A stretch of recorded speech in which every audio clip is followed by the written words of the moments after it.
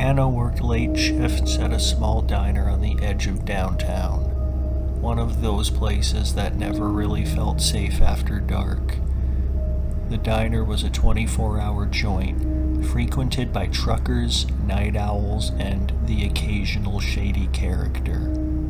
The neighborhood wasn't the best, dim streetlights, empty lots, and too many alleys to count, but the pay was decent and Anna needed the money. One night, her usual ride bailed on her at the last minute. Her friend, who had been giving her lifts home after work, had car trouble and couldn't make it.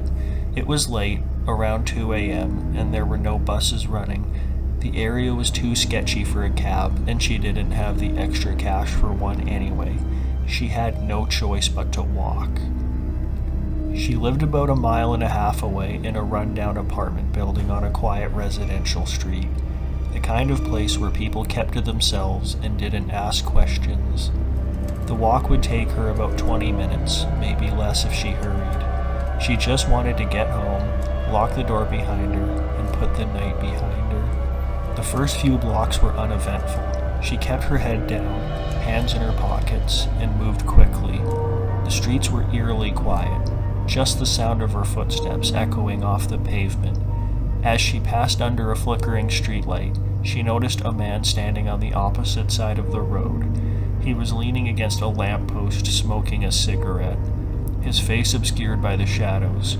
She picked up the pace, not wanting to draw any attention. As she turned the corner onto a quieter, narrower street, she glanced back and saw the man had crossed over to her side of the road. He was walking in her direction, his pace matching hers. Her heart began to race, but she told herself it was just a coincidence. Maybe he was heading home too. But the further she walked, the more uneasy she became. The man was still there, following her at a steady distance. She tried to shake him by turning down a different street, taking a more roundabout way home. But every time she looked back, he was closer. Not running, not even hurrying, but closing the gap with each step. Anna's mind raced. She thought about turning around and confronting him, maybe yelling at him, but there was no one around to hear her. The streets were empty. The houses dark. She considered ducking into a convenience store, but the few that were open were blocks away, and she didn't want to risk being cornered. She crossed another street, her apartment building finally in sight. When she heard his footsteps quicken behind her, they were no longer matching hers. They were faster, more deliberate.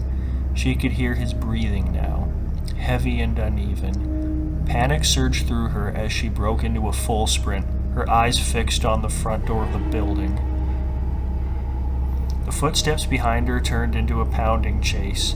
She could hear him gaining on her with each step, louder, closer. She fumbled with her keys as she reached the door, her hands shaking so badly she almost dropped them. And just as she managed to shove the key into the lock, she felt a hand brush against her shoulder. Anna twisted the key and threw herself inside, slamming the door behind her with all her strength. She didn't dare look back through the peephole. She just bolted up the stairs to her apartment, locked herself inside, and called the police. They arrived minutes later, but by the time they got there, the man was gone. They searched the area, but he had vanished into the night, leaving no trace.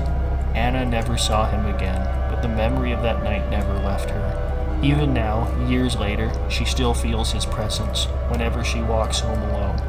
The echo of his footsteps always just a step behind her.